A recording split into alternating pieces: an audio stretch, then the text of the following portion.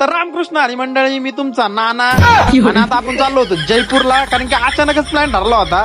सिरीजचं shoot करता करता आम्ही पोरं म्हटलो की चला जयपूरला जाऊन येत, त्यामुळे आता निघालो आम्ही आता जयपूरला. आणि जयपूरला जायचं म्हटल्यावर उगाच कोण निघत नसते, जोपर्यंत बाबांचा बोलाव येत नाही तोपर्यंत कोणच निघत नसते. आणि ट्रेन पण झाली होती आपली लेट, त्यामुळे आम्ही सगळे कंटाळून बसलो होतो.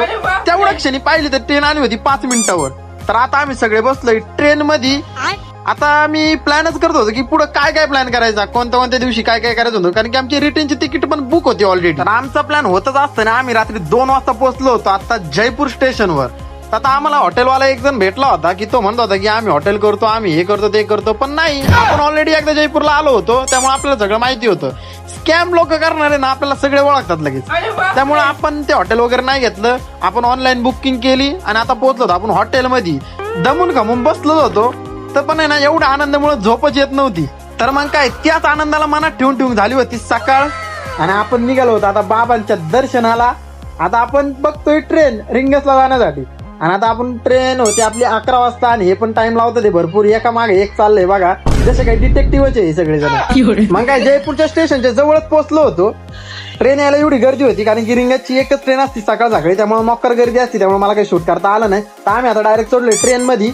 आता पुढे जाता जाता तुम्हाला सांगतो 1 तासाचा आमचा प्रवास आहे, पण एवढा आनंद झालाय ना काय सांगू तुम्हाला.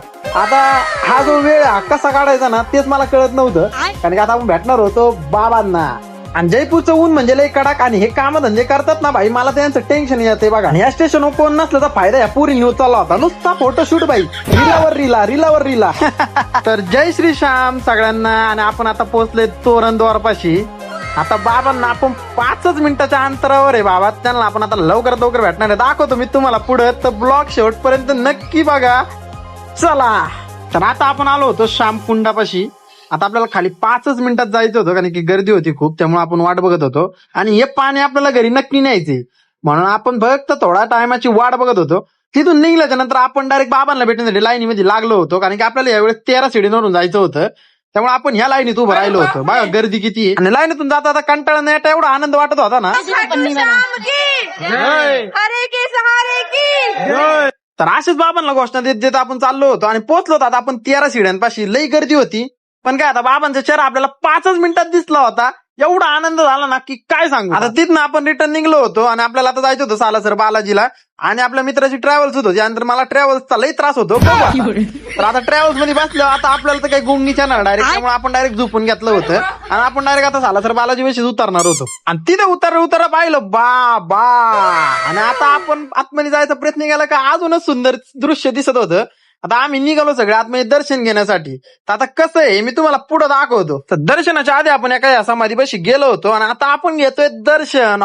पाहू शकता बाप रे काय बनवलंय, आणि हा सुंदर मुखडा तुम्हाला आता दाखवतोय मी बघा. अरे बाप. तर दर्शन करून घ्या लवकरात लवकर तुम्ही, कारण की एवढ्या गर्दीमध्ये ना कोणाला थांबून देत नव्हते. आणि मोबाईल ते ना काय सांगू तुम्हाला नुसतं ओढून घेत होते.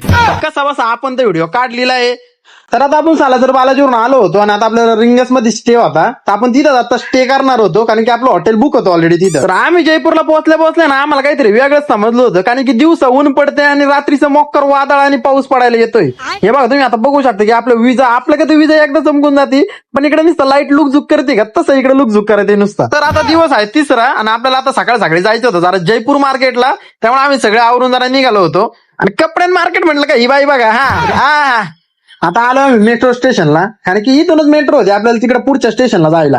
तर आता मेट्रो मध्ये बसलो आम्ही, आणि मला यांनी सांगितलं होतं की 15 मिनिटं लागतील, कारण की आपल्याला मेट्रो बी सर नाही होत ना.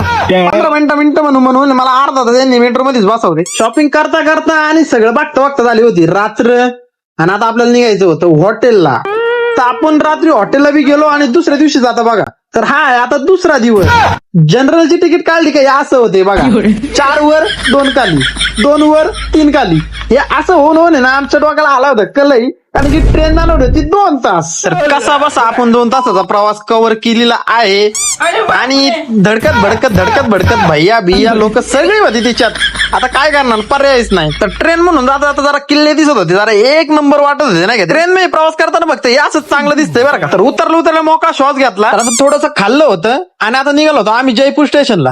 तर आता आपण आलो होतो जयपूर स्टेशनला. इथून होते आपल्याला पुण्याला ट्रेन, आणि ट्रेनला फक्त 15 मिनिटच राहिले होते. त्यामुळे मी आता काहीतरी खाऊन घेतो. ब्लॉग कसा वाटला हे कमेंट मध्ये नक्की सांगा.